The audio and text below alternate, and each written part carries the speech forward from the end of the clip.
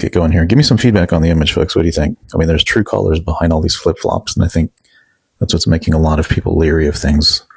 Wanted to walk through a few of those with you and see if that's influencing your vote or if it's just expected or accepted in some cases.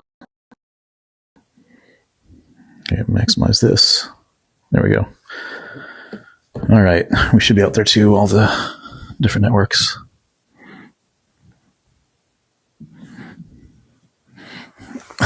Hey, Seamus, what's going on? I'm going to run through just a few thoughts I've gotten, and I'll start getting some folks in on the live.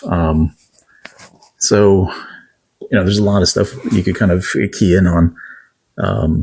There's the Springfield situation that a lot of people are talking about. I'll stay away from that, even though I've got the Trump kitties on either side of the tagline by the flip-flops there. Other stuff going on in Nebraska, some ballot measures were found to have had thousands of fraudulent signatures associated with it. And how do you determine if a signature is fraudulent? Well, when you see that they're in sequence out of the phone book and same handwriting associated with it, and you could trace it specifically to the individual who turned those signatures in, it doesn't take much to kind of unlock that. It was for some pro-pot legislation or bills that were out there in Nebraska, which I'm surprised by. It's Nebraska, anyway. But there's quite a few positions that Harris has adopted over the last 30 days that I don't know, just thinking about how the debates went and kind of digesting it for a little bit, was not Trump's strongest showing, but then on the same side, did Harris do anything of significance, or did she just exceed my expectations of, falling flat just like Joe Biden did? I really thought that was going to be the case. There's a bunch of theories behind that as well. I'm not going to go in those directions, but because she was able to stand up there and speak, probably because of 5 days of constant grilling and practice, people gave her a huge win and really energized people on the left quite a bit more about her, about the possibility of her being able to really see this one through. But did it really shift any of the undecided voters? More polls are coming in, and again, this is reported CNN and elsewhere, that are saying the undecideds really didn't get swayed on this, right? And the points I want to kind of highlight that just get me, right, is that, she all of a sudden, and it came out in the debate, is a really big time supporter of Israel, where in the past, she aligned very closely with the Squad. She was not present when Netanyahu came to address Congress. It was a pretty big speech for them, coming to address the Congress, address the country. And she was visibly absent from that. When she did meet with him, it was more of a lecture, and she kind of bragged about that, kind of, Biden would tell people to stop, right? And he would kind of take that tone of voice. So, she did something similar at that point. So you got that weirdness going on, right? And a lot of her base, too, a lot of the protests that have been going on are aligned with, the hostilities ending. And it's not that she's alienating them, because they would definitely not vote for Trump, but she's almost, discounting them in a way, taking them for granted, knowing that they're going to vote for her anyway, so she might as well, change her tune to attract more votes. And I don't know if there's a good enough sense of what people are thinking, about that move. Should they go third party for real, like somebody else altogether as a protest at that point? They're protesting already, might as well with your vote as well at that point, if that's your big thing. Another one is fracking that is a really big deal. I don't think that one's really being discussed enough out there. She clearly said during the 2020 election cycle, when she was going up against Biden, that she's for a fracking ban. And she's so much for it that when she was in California, she actually sued the Obama administration for giving out fracking permits, for the environment, right? So how do you go from that position and being a part of the Green New Deal and everything to where you're at now? The tax on tips, even though that she was a deciding vote, and this was kind of baked into the Inflation Reduction Act. And the Inflation Reduction Act hired 87,000 more IRS workers to really improve tracking, and they focused on this so much that the IRS put out, what do they call it? The Service Industry Tip Compliance Agreement Program. A lot of words, but this was in 2023 under the programs they set up. And it says they introduced this program to improve tip reporting compliance between the IRS and employers in various service industries. So if the employer is going to be fined and held accountable if the tips are not reported correctly, you better believe, their workers are going to have to deal with, new taxes that, if they had cash tips they weren't accustomed to in the past, right? The border wall is another one, another big one that out of nowhere, when she called the wall, something that was not needed and perhaps even, racist, all of a sudden it's something that, it's common sense. It's something that we need to, do. And Trump was ineffective in doing it. And I'm the person that can bring that to fruition. How did we go from one side to the next, right? I mean, CNN is publishing reports kind of showing this flip-flop. I think a lot of people are kind of confused with this stance that she's taken, right? Because they still hold those principles, from the Democrat platform that she's straying from now. I mean, in her own book, she's quoted, right, as saying that there was a bigger reason to oppose the border wall. It's a useless wall on the southern border, and it would do nothing more than be a symbol, a monument standing in opposition to everything that I value, but also to the fundamental values upon which this country was built. How could I vote to build a wall that would be little more than a monument designed to send a cold and hard message of keep out? And this is her own words out of her own book that she wrote, right? So again, you go from that really strong stance to, we need a wall, it makes sense. We need border security. And I mean, just look at her social media posts from the past, right? She's called it unnecessary, a vanity project, misuse of taxpayer money. Again, we flipped on that. Gun control now. If the more recent posts I've seen, she's softened that language a bit on that side. I should watch my language with that one, but she softened the language a little bit on that side. But she's in the past, she said that she was willing to take executive action and to effectively institute a buyback program. And I mean, this is out there. The video is very much out there. I can post some of the content. I'll retweet it on the X platform, but it's not. How do you kind of jump on two different sides of this equation? At some point here, her platform is shifting to be that of Trump's, more or less. It is absolutely bizarre, right? In the debates in 2020, she also discussed having an EV mandate by 2045, everything electric across the country. And now all of a sudden she's against an EV mandate that would be at the federal level. So, there's a CNN report that said she had flip-flopped 50 different times. I mean, different publications are citing, different numbers, but I think as time has gone on, post everybody being surprised by how well she did was more that she didn't fall completely flat on her face. And Trump is saying no more debates because he's satisfied with what happened at this point. Yet she wants to continue because she needs that momentum. She needs to continue to try to make inroads. I think it's becoming clear that it's more something that she needs on her side than Trump needs. And then the ultimate hypocrite, Bernie Sanders, comes along, and on Meet the Press, he says that her flip-flops are practical. So I don't know what's left at that point, right?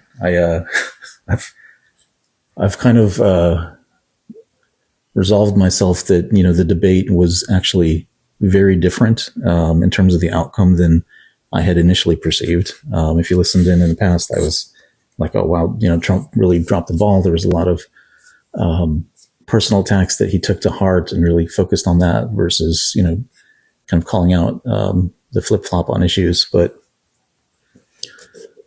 maybe that was just it. It was more of a vanity debate, and the fact that she didn't fall on her face is what is surprising to everybody. But let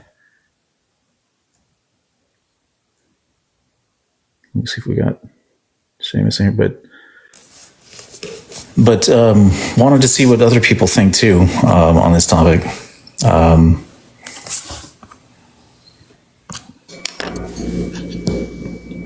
Hey, Seamus, what's going on? Living the dream. All right. So what do you think about the flip-flops? They're starting to add up to me.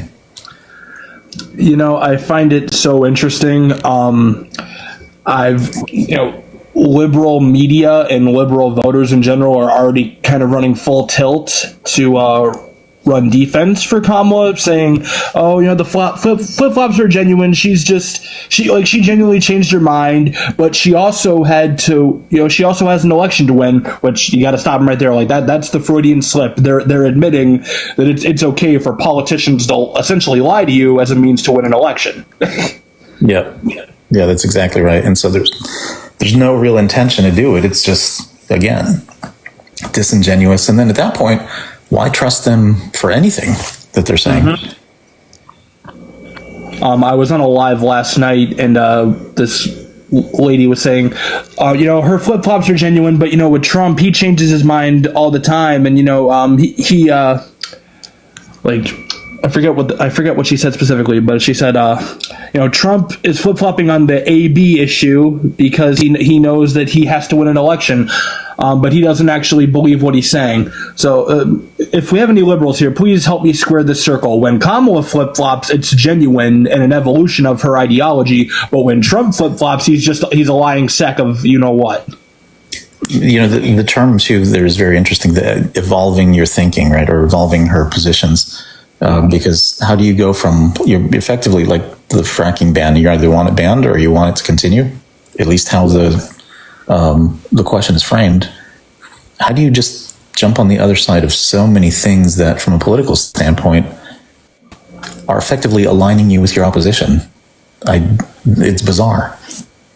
Yeah, and the EV mandate I actually didn't know about. I don't know or recall her saying that, but And to be fair, I would say she should back off of that, because that's I don't even remember Bernie or Elizabeth Warren saying anything like that. That's extreme left.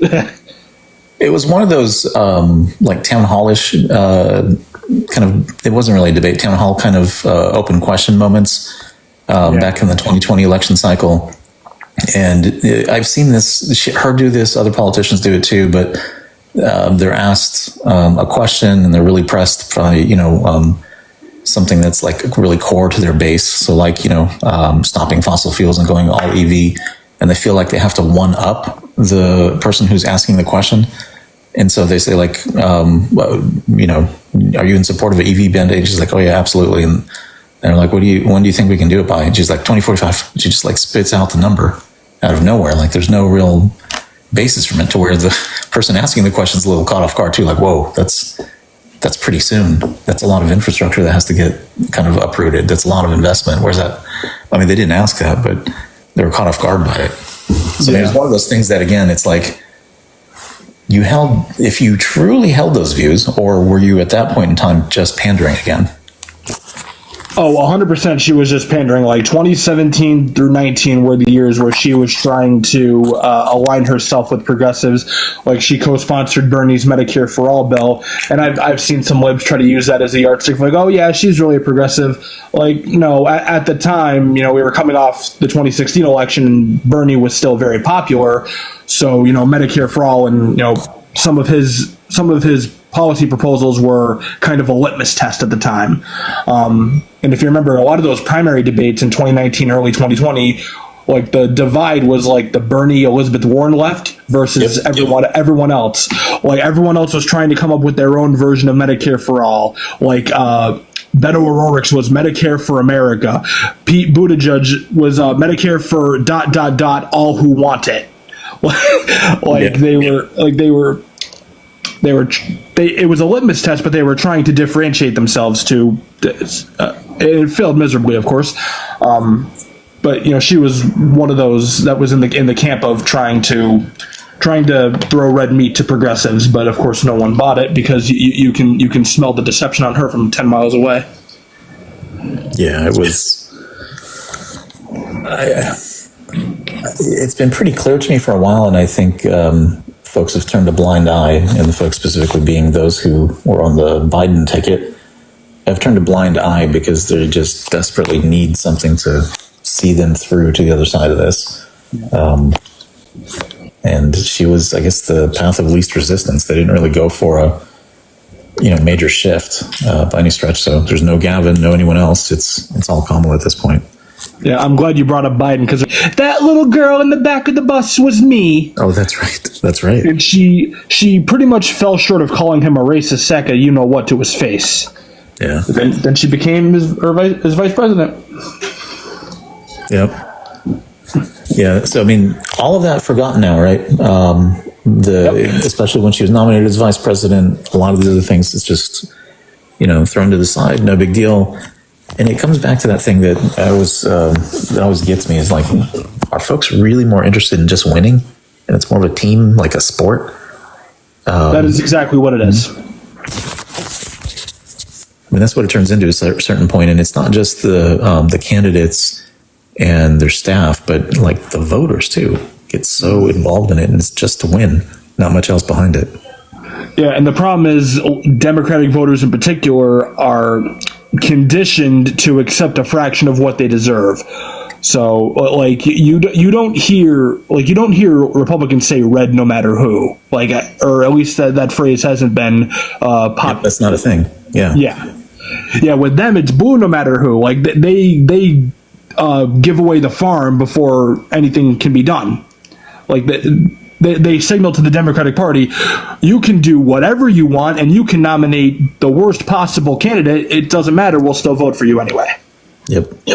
And I've said this many times before. It's like, if I genuinely believed that she was going to follow policies that I cared about and see them through, you got my vote. That's all it takes. You know what I mean? That's why Trump said he was going to send her a MAGA hat. She's as good as a MAGA Republican at this point. And the other thing that gets me when you talk about the hat, did you see Biden putting on the Trump hat? Yeah, I was. I was expecting there to be a much fluffier reaction. Like, I thought people were gonna say, "Oh, he's so mature. He's trying to bring the country together," which, again, we just had 4 years of his divisive rhetoric. All these MAGA Republicans, not the real Republicans, but the MAGA Republicans want to destroy this country. Like he's been dividing the country for 4 years, and all of a sudden he wants to be a unifier. It's a crock of shit. Excuse my language. Yeah, that's okay. Yeah. I mean, this may fall under the tinfoil hat realm now, so bear with me on this one. But it makes me wonder, like, the way in which Biden was pushed out. Remember, it wasn't like something that he came to a conclusion on his own, and not very close in proximity to the debate. Yeah, he took some time off and spoke to his family, and Hunter really pumped him up, like, "No, you got to stay in this, right?" At least that's what was put out there, right? Pumped him up, all right. Yeah, you caught that, right? It wasn't too subtle. Anyway, so there was those moments that happened like 2-3 times where he had to like step back, and I got to think of what my next step is, and then they pulled funding, and I think that was really the last straw at that point. Like 90 or 100 million was being in Wisconsin. It was like 90 million in Wisconsin. Yeah. So with all those funds being held back and the lack of resource to continue, it was almost like he was compelled, right? And there was, some insider reports again, because it's not confirmed, it's not someone putting their name on an affidavit, right? The rumblings were that he was really pissed about how things went down. And so now looking at what he just did there, is it like a big fu? Like, I'm gonna throw this hat on just because I can. Like, you can't do anything about it. Just so that people can have that meme or that moment, to kind of go off of. I don't know. Yeah, and if he hadn't devoted 50 years to screwing over the working man, I might feel a shred of sympathy for him, because man got forcibly shoved aside and had to. I hate to use the word premature to describe a 269-year-old dinosaur like him, but kind of prematurely ended his political career 4 years earlier than he wanted it to. Yeah. Which, just as an aside, I find it so funny that after that disastrous debate on June 27th, Harry Sisson came out like, yeah, Biden won the debate. The debate ended his political career. Yeah, right. I know. Nice job, Harry. Yeah, that guy, there's no end to it. There's a guy that's been on my lives recently. I hope that he joins in sometime when you're here. But he does a very, very similar thing, and it's to the point where I don't know, I take humor in it, right? That, is it Parker? What's that? Is it Parker? No, it's not Parker, but he was this other guy in my life. I'd have to look him up on the list of folks here. I could probably pull him up here. But so he'll take anything and kind of say like, oh, his username is Dark Heaven VIP. But anything, and then he'll twist it and he'll make it a positive, and then after you make a remark, he'll be like, you sound like a Kamala voter. That totally is aligned with everything that's going on. Good job. But anyway, probably not to the level of Harry. He's on another level, actually. Yeah, Harry, I can't believe I didn't realize this sooner. His Twitter account was created in 2011. Now, he was 8 years old in 2011. Yeah. Been in politics his whole life. Yeah, I imagine him. He was at 8 years old tweeting about Obama. Obama just won that debate. He was so good. Oh yeah, that I was going to bring it up a second ago. Like I feel kind of morbidly nostalgic for the Obama-McCain debates, because like they were civil, like they fundamentally disagreed with each other, which they shouldn't, because they weren't that far. They weren't too diametrically opposed, in my opinion. But you could tell they didn't hate each other. Yeah, right. Yeah, there's a level of respect that was kind of incorporated in there. Yeah, but don't worry, Libs. You're going to see a return of that in 2028, because whether Kamala's the nominee or Gavin Newsom or whoever's the Democratic nominee, the Republican nominee is definitely not going to be Trump. So you're going to get that Obama, Romney, McCain debate that you're clamoring for. Don't worry. Although, if somebody like Vivek jumps in the mix, yeah, we may have some more interesting content for a few years. Oh, for sure. And I think that would be a scary combination of Trump's capriciousness and Obama's oratory skills. Yeah, that's true. That's true. Because that man can really deliver a line. Like it's unreal. Yeah, he was sort of the Trump of this election cycle, at least in those debates. He was talking about, well, I'm the only one on this stage who's not bought and paid for. I'm like, well, that's because you're a billionaire. You're the one doing the buying and paying. Yeah, like you actually bought everyone else here. Yeah. Same thing with Trump in 2016. He's like, well, I've given Rand Paul plenty of money. Yeah, you're welcome, Rand Paul. Yeah, I mean, between that, that clip of Jeb Bush, remember back then, where he asked his audience to please clap. I mean, that just totally ended his political career at that point. Yeah. He had nothing left. I mean, you can't be a senator, like no one wants to see you again. That was worse than Howard Dean screaming.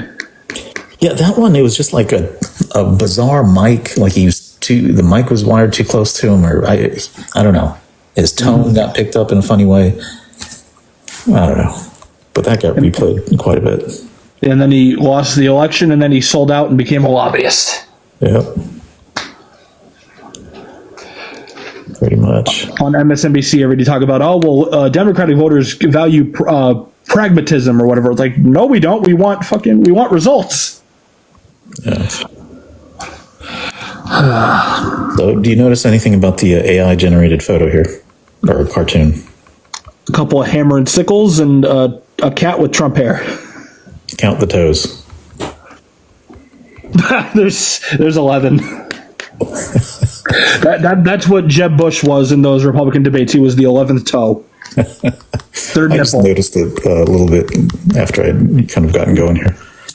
So it does a nice job, but sometimes it just, I don't know, gives you a little bit too much. Yeah, it makes me less weary about AI taking over.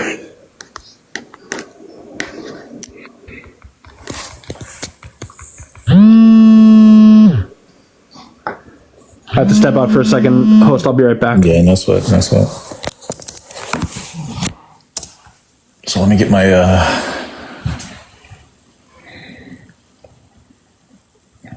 summary here.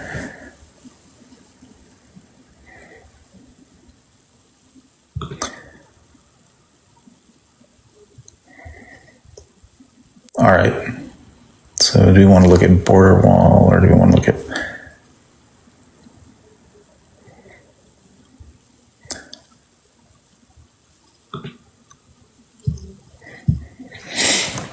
Yeah, so I've been going through just collecting different, posts on the X platform and elsewhere. So, I mean, here's the one with Kamala Harris talking fracking. Let me get my other mic going under the speaker here.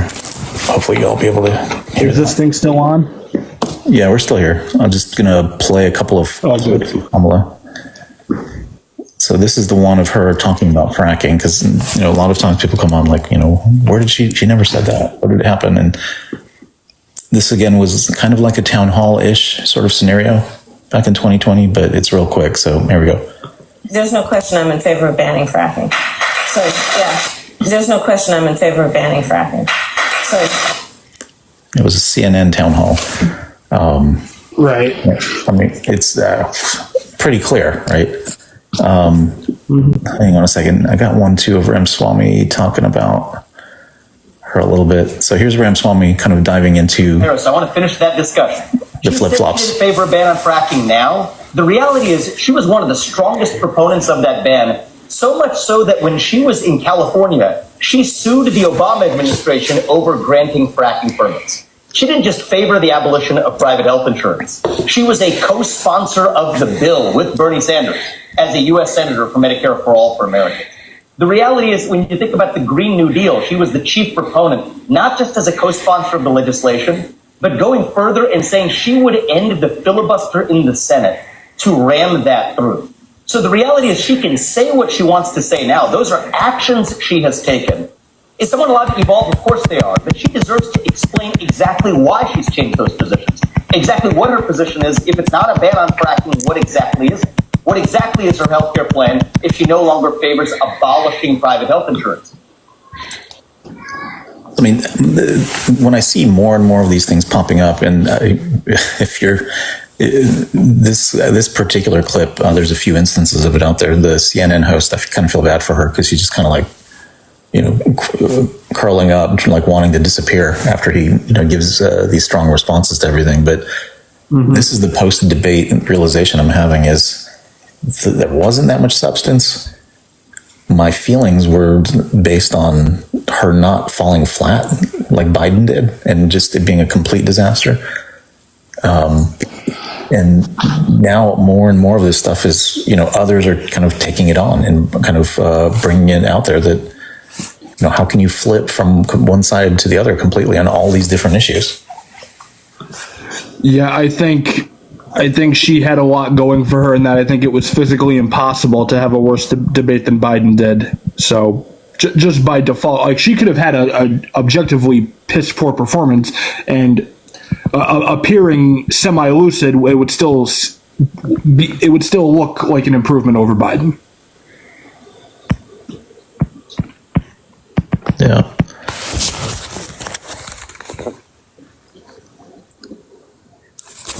So, so at this point, I think the other big thing that I'm very much enjoying are all the memes coming out of the Springfield situation that's going on. They're eating the dogs.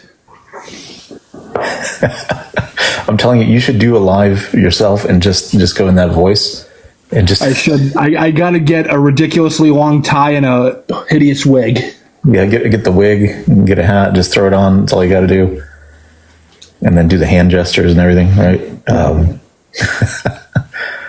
Yeah. Yeah, sometimes I'll listen to him talk and I'll be like, maybe my impression is not that accurate. But with this eating dogs bit, I try to get it on point. Like they're eating the dogs. Like nailed it. Yeah. But all the military cat videos and everything that they've been putting out there from AI and stuff. Mm-hmm. Now, if you go read the comments, they'll say like headed to Springfield, on the way, like cat lives matter. Like that's all the comments now on it. Right? You know what I'm talking about? Before the debates and stuff, people were making all those AIs of the cats and stuff and the dogs in military uniforms. Yeah. Now that's all the comments are flooded with. Like, like you better watch out. They're coming to Springfield. Even, do you know who Marianne Williamson is? Even she said on Twitter, don't try to mock Trump and Republicans for this because they're this is a real issue and they're going to use it to their advantage and come November 5th. Yeah.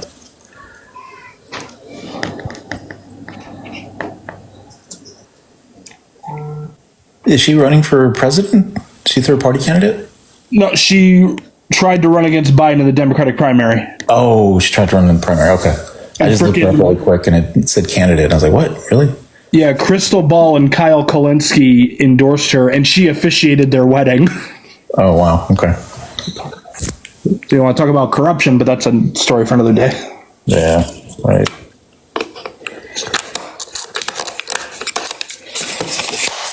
But let's see. I don't think I see anybody wanting to jump in. So not a lot of comments today, unusual. Yeah. But I'm interested in other people's thoughts on this. If you're voting for Harris, how do you feel about her today versus how you felt 30 days ago when she had a completely different set of core beliefs? And when she had a 30% approval rating. Yeah, right.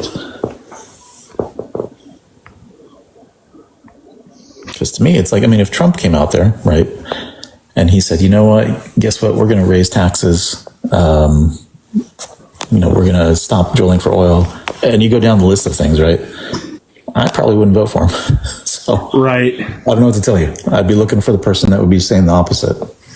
Well, it's a good thing we're going to drill, baby, drill. We need to set up a mock interview or like a parody interview. You should actually create an account, like a parody Trump account, while it's still election time, and just start putting stuff out there for that. You know what? I will. That's a good idea. Oh man. Yeah, you can even just do like montages of Trump, waving and doing different things, and do like a voiceover as though it's a political ad. I don't know. Yeah, I work on his hand gestures too, because he'll kind of stick his right arm in the air, and it looks very stiff. It looks like a certain salute that I won't mention by name, but then he'll go from a wave to a thumbs up, back to a wave, back to a thumbs up. Like it's very very stiff gesture. Yeah, it is very stiff. It's funny.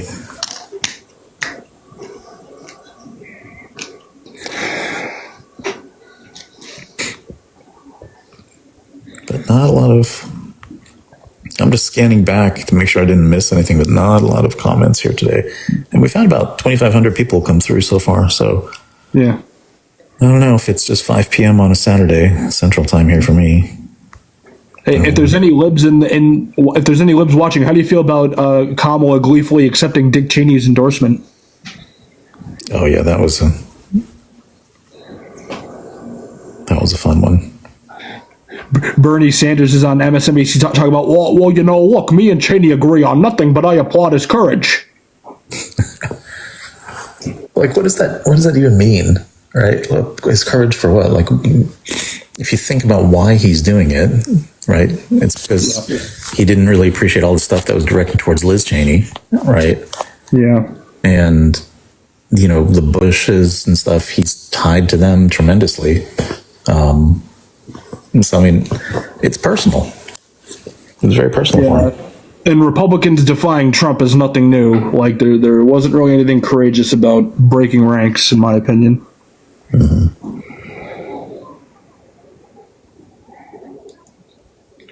Yeah, if you really want to look into somebody that kind of got out of their party and has like some specific thoughts around it, take a look at Tulsi Gabbard, right?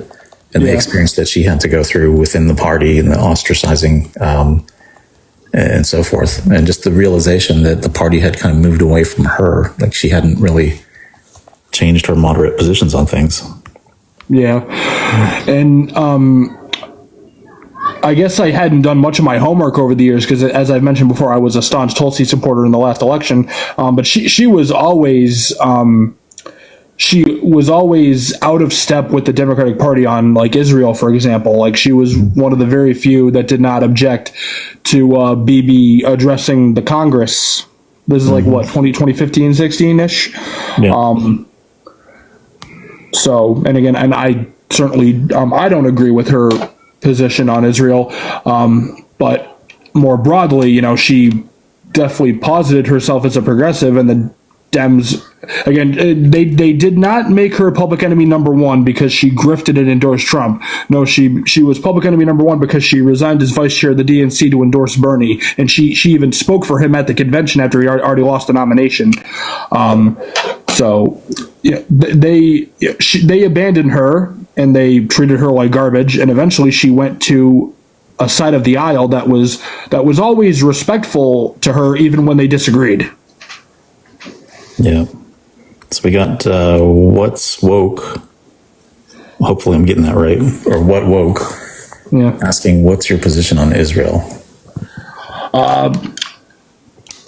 So yeah, I'm not a fan of Israel. I'm not a fan of Netanyahu, and I'm not a fan of the word that starts with G. But I don't want to argue that right now because I'm sick of liberals telling me that I have to vote for one party that's going to do something because the Republicans are going to do it a little harder. Like you can't square that circle. So Yeah.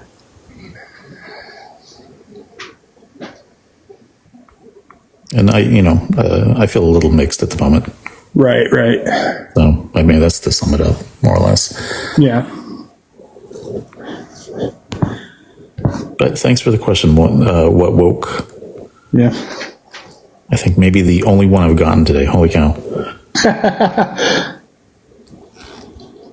That's crazy, though. 2,600 people come through now, too. I don't know. Maybe WOC means woman of color. Oh, gotcha. Could very well.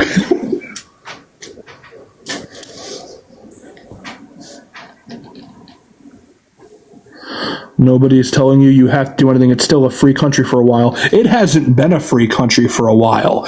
We are the most spied on, surveilled government. We are the most spied on, surveilled country that's ever existed. Every phone call, every email, every text is surveilled.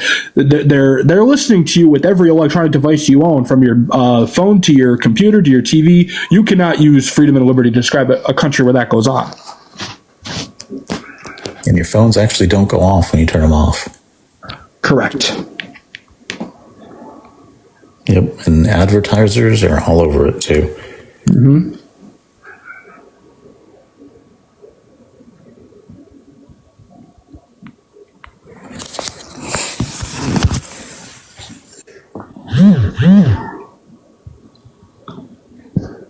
Yeah, let me see what else I got here.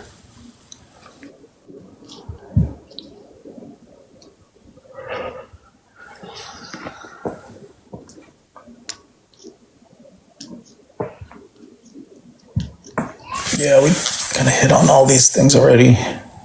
No, what woke? We are not Q. Did you ask if we're Q? Yes. Q? Of course not.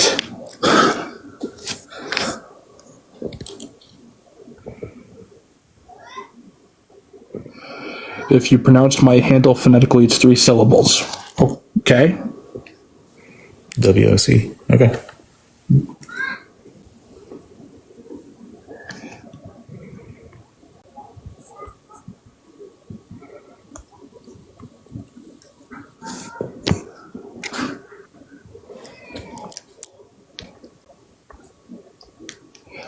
what's your position? What's your position on Israel? Since you asked me, I'll ask you.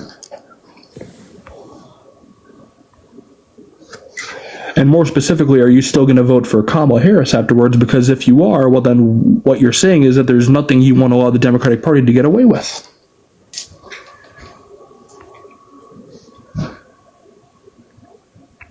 Also, please tell me more about how democracy is on the ballot when your party threw out the incumbent at the 11th hour. It's never brought up.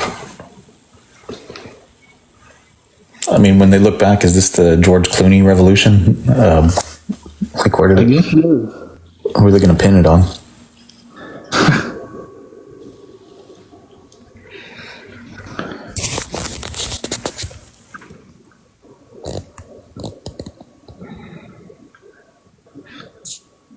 All right. There you go.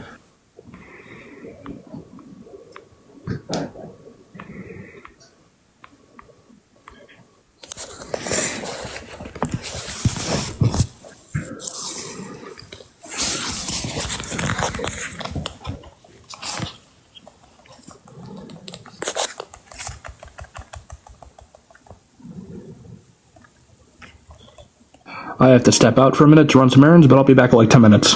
Yep, no worries.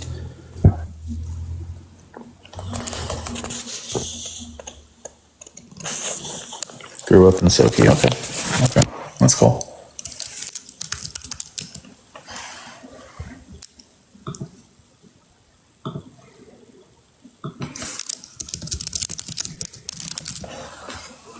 Illinois. I don't know why I was thinking Iowa. Soki, Illinois. Okay, I had to look that one up. It's like, wait, is that Iowa? But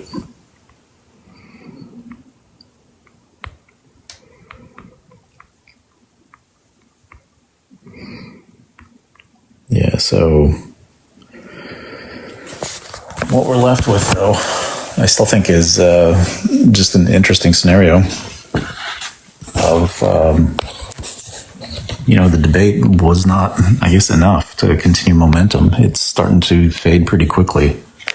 And so I think the overtures from the Harris campaign to push for a second debate is grounded on that realization that they need to continue the media machine that's going to keep that momentum and all the interest going for Kamala, so that she can continue to move in the polls.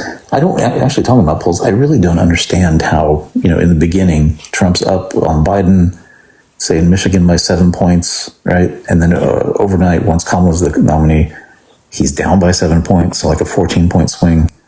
And now in a lot of states they're like neck and neck, or they're by like 1 or 2% apart. Why wouldn't she want to debate? She clobbered him. I listened to it and I thought it was more of Trump getting sidetracked. Well, I guess you could consider that, a debate tactic and kind of, winning against her opponent, getting them off their talking points, off their game, and wandering onto different topics. There were a lot of softballs that he could have just kind of like hit out of the park, right? Especially on these topics of hypocrisy, changing positions. I mean, one of the things that I would have, just thinking out loud right now, you could have just said like, hey, sounds like you want to vote for me. Why don't you just step aside and just vote for me? I'll take care of it, with all the changing positions that have happened. Just to kind of push back on what was being sent towards him. There's so many easy kind of shifts, but he kind of got lost in it. And so it's, in that respect, it's more a performance challenge on Trump than, outperformance by Kamala, because the outperformance was not failing, right? She was kind of there, was able to deliver the talking points that she kind of ran through, which is great that, you prepare for it, but I don't know. I'm starting to think of it a little bit differently, right? Was there really much material behind what was talked about? I don't remember the opening question, but I have to look it up again, but there's a number of them that she started answering something different, right? And the moderators didn't come back on. Yeah, she was definitely prepared, right? Biden was supposedly, secluded for a week beforehand or 5 days, and was supposed to be getting drilled by a number of different, advisors on debate scenarios and questions. He didn't pull through, but she was able to do it. If you give me 5 days and go point, counterpoint, and, memorize, specific lines, work with somebody on the delivery of them, so forth, I might do a half decent job. I don't know if I'll totally win over anybody, but I might be able to, stand up there and at least appear like I know what I'm talking about. Yeah, one thing I do need to do is actually go to her website and start looking through the positions. Actually, tell you what, I'm going to pull that up right now, KamalaHarris.com. Because what's interesting is until very recently, maybe in the last week and a half or so, there was nothing listed on our website. She continuously says, I have a plan. Biden said the same. Biden's website had no content about what they were going to do. The only thing on there was how you can donate $2,000 to their campaign. A page pops up at you as soon as you log in or get to their page. But finally, Kamala has some content on there. So here, I'm going to her page right now, and it says, we're facing a critical deadline. We need 2 million donations to meet our mid-month fundraising goal. Okay, 2 million donations. How much do they want for each? So here's the suggestion. Oh, interesting. They lowered it to 1,000. So it starts at 25 and it quickly goes up to 1,000. The other day, the $1,000 mark was actually 2,000, if you could believe it. They upped it, right? Kind of like they really like this inflation stuff, right? So they upped the upper limit there to 2,000, not just one. Good. All right. So that's the first page, and it shows Tim Walz and Kamala laughing hysterically. Lord knows what. Maybe at their poll numbers. And then you have the meet Kamala and Tim, volunteer, their merchandise store, and then a page that says issues, a new way forward. It says they're fighting a new way forward that protects our fundamental freedoms, strengthens our democracy, and ensures every person has the opportunity to not just get by, but to get ahead. As a prosecutor and now VP, she stood up against all these people, powerful people. She promises to be a president for all Americans. Well, now wait a minute. Wasn't that a Biden promise? Be a president for all Americans? Wait a second. User 21 trillion says, get my checkbook. You mean to donate to her, or you want some of my money for taxes? Because I want a refund. Can someone give me a refund? Yeah, exactly. I don't see any details yet, right? So I'm just going to scan through it here, see if she gets the details. But, I want to be a president for all Americans is a line that Biden at the onset started to put out there. But then when there's no compromise, when there's no open discussion or explanation as to why you want to do things, and everything is very one-sided, is that really someone that wants to be president for all Americans? So let's see, what should I got? Oh, Lord. Okay, this is a great line. From the courthouse to the White House. That has been her life's work. Wow. That's super powerful. All right, build an opportunity economy and lower costs for families. Okay, that's an outcome she wants to achieve. How's she going to do it? All right, let's see. So we got 2 paragraphs of fluff. Okay, now we get into some details. Are these the details about opportunity? Okay, so there are 1, 2, 3, 4, 7, 8, 9, 10, 11. There's 11 points to creating her opportunity economy.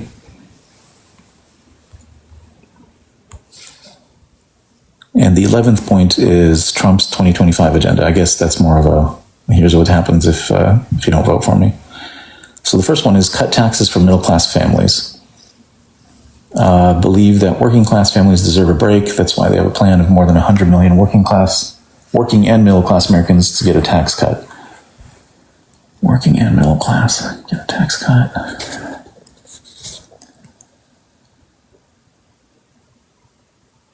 The child tax credit and earn income through the child tax credit and earn income tax credit. Okay.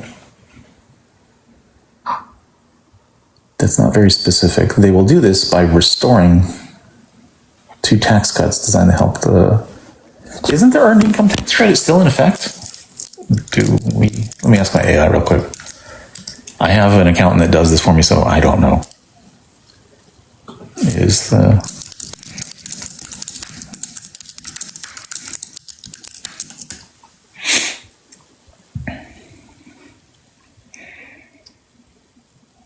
Yeah, so the earned income tax credit is still in effect. It continues to provide a tax break for everyone for the 2023 year. The amounts can go up to $7,430 depending on your filing status and the number of children you have. So pretty big tax credit there.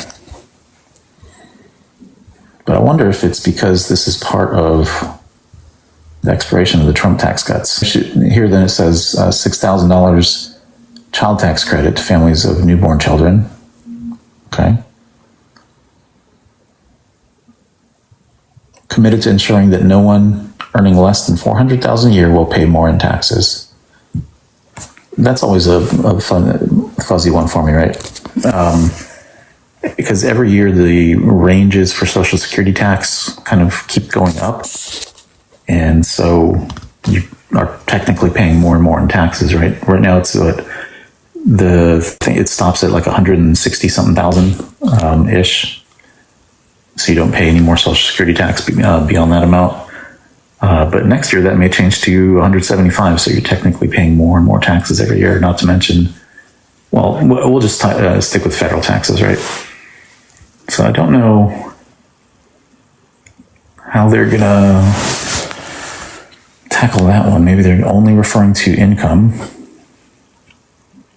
But at the same time, when in 2020 Biden was running, they said the same 400,000 number, but it quickly changed to 200. And then it bumped back up to 400. Trump wants to have zero tax on Social Security. That's perfect. Because honestly, why would you tax, the Social Security benefits that you're giving to people who actually paid into the system all these years? It doesn't seem right. It doesn't really sit well. Why do we have income tax?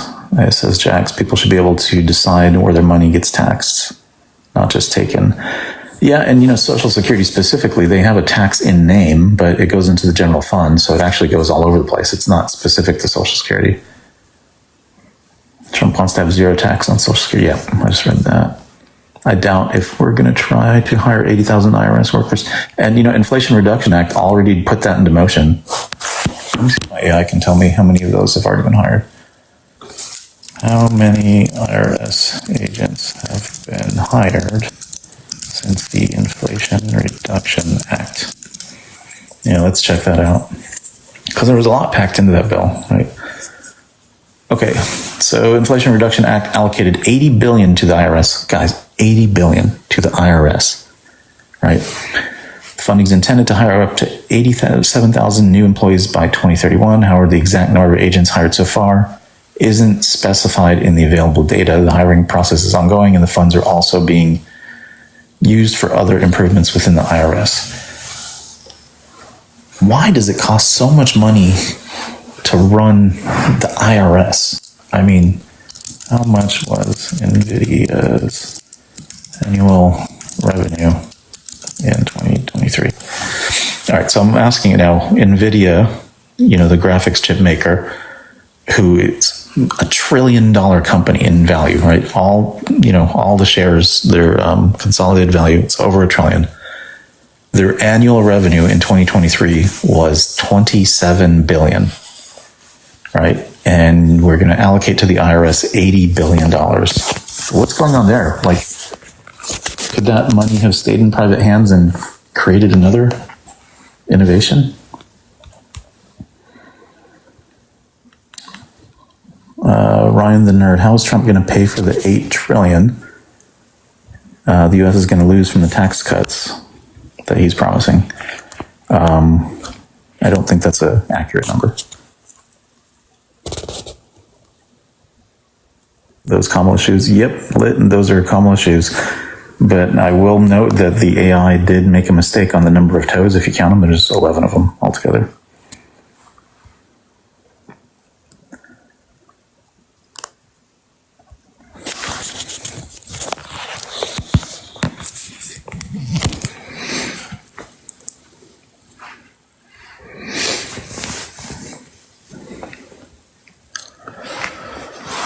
All right, let's see what else. Kamala's website, bring that back up. Okay. All right, so not too much. The only really big thing here is child tax credit, right? Nothing new, because if a portion of the earned income tax credit is set to expire and you're just going to continue it, is that really a new idea, a new plan, or anything? I don't know. That's probably how many toes she has. I don't know. That might be the truth. I'm going to give you a Trump sticker there, truth. There you go. That one's for you. All right. And I'm missing my tripod, so I got to keep looking down at the phone as I'm scanning through the website here with everybody. This includes rolling back. Okay, here we go. Rolling back Trump's tax cuts for the wealthiest Americans, enacting a billionaire minimum tax, quadrupling tax on stock buybacks, and other reforms to ensure the very wealthy are playing by the same rules as the middle class. Aren't those billionaire-specific rules, though? Under their plan, the tax rate on long-term capital gains to those earning $1 million a year or more will be 28%. Because when the government... under her plan, the tax rate on long-term capital gains for those... Notice it says on those, because before it was on the corporate side. Now it's everybody. Okay. Because when the government encourages... It'll be 28%. All right, so at least 28% is being drawn as a line in the sand, not 44.6%, which was what she initially advertised. But again, flip-flopping on her own statements. The Friday before the conventions, she came out with economic plans, right? Hit a few different items. One was 44.6% capital gains tax, 25% unrealized gains tax. And then, of course, it also included, not extending the Trump tax credits, the Trump tax brackets. Make rent more affordable and home ownership more attainable. Okay, that's another big thing. And how does she want to do this? She will cut red tape to make sure we build more housing faster and penalize firms that hoard available homes to drive up local prices. How can you hoard homes? Because when builders don't just go out there and purchase land and acquire materials and just create stuff to sit on it. They're actually going to.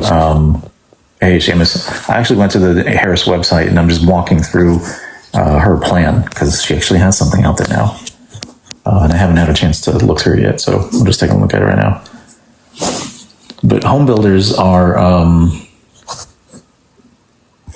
they don't just, put their own money out there. They actually take a loan from the bank, to do the construction. And so they carry interest charges and, payments and everything until that home is actually sold.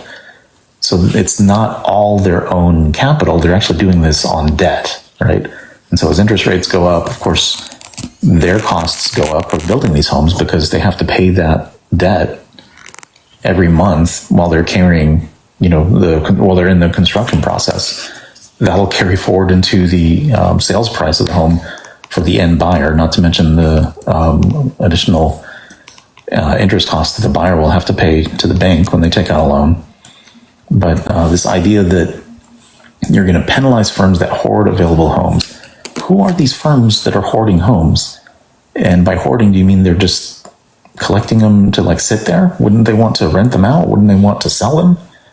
I don't understand what that means. I don't have my highlighter. I'll have to look at this again later. So that's weird, right? Because then it's, one of those talking points like, oh, there's these, bad corporations hoarding homes. They're what's causing your housing prices to go up.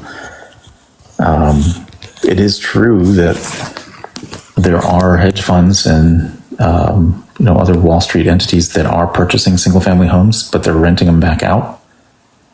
That's a bit problematic. I think there's a pretty high percentage of homes that now fall into this category, probably just under 20%, but that's alarming. So yeah, we can address that, because the only end game for them is to, create perpetual income for their investors. They need to do it through other means, not through, manipulating housing. That's one thing you can take a look at. But the idea that home builders are hoarding available homes. And I mean, the other thing too is there's developers who actually own the land outright to begin with. As these areas expand, the home builders have to partner with them, create these communities. They pay for the infrastructure for the cities to get built out. Or, the water, the drainage, sewage, electrical lines that go through. There's a lot that goes into it. So with all that investment that goes into it, I don't know who would want to just hoard them. They would want to sell them and get them off their hands as quickly as possible. Otherwise, every month they have to, make a payment on that debt they took, to actually build that home, which includes a good bit of interest. And of course, at some point, they're not going to be able to recoup that from the buyer, because it'll get, priced out of the market, and their margins will start to erode at that point. And then, of course, you get housing crises and so forth that kind of unfold. All right, let's see what else they got here.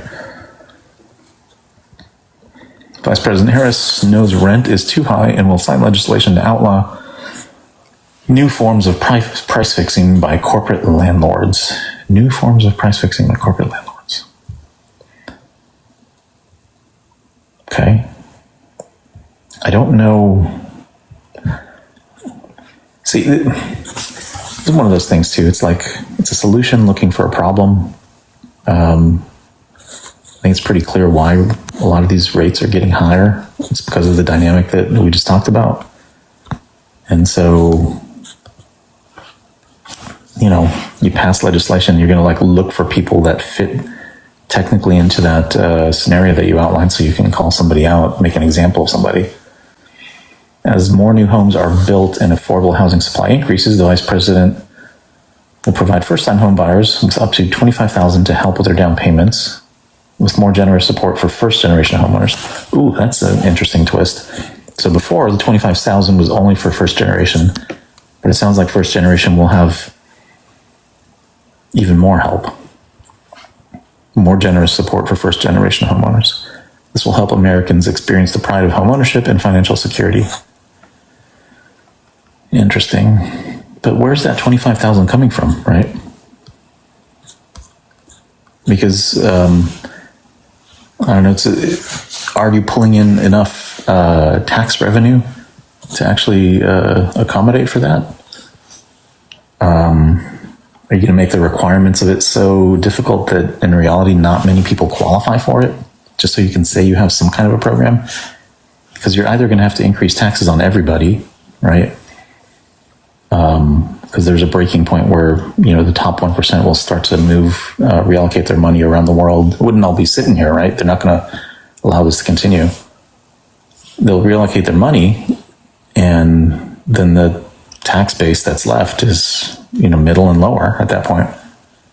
So what do you do, right? Are you going to raise taxes on everybody to make up for that $25,000 of government payment? Or like you're doing with the student loan situation, you're just going to print more. So one of those two things has to happen. Neither, I think, is a great idea. So kind of prescribing outcomes like this is not really an opportunity economy. It's a predetermined, Robin Hood style economy.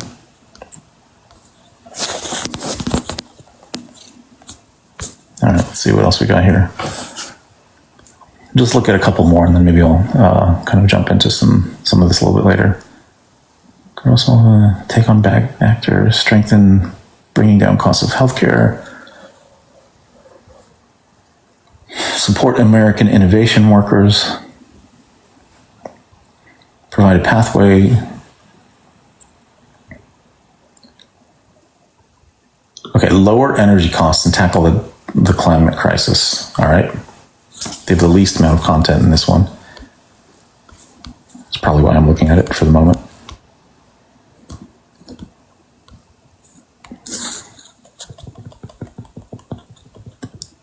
As Attorney General, Kamala won tens of millions in settlements against big oil and held polluters accountable. She cast the tie-breaking vote to pass the Inflation Reduction Act. Okay, so as president, she will unite Americans to tackle climate crisis as she builds on this historic work, advances environmental justice. Okay, what are you going to do? As vice president, she said that the International Climate Conference, or she said at that, she knows that global change will require global cooperation. She's committed to continuing. All will always fight. She actually said nothing on this one. Lower energy costs and tackle the climate crisis.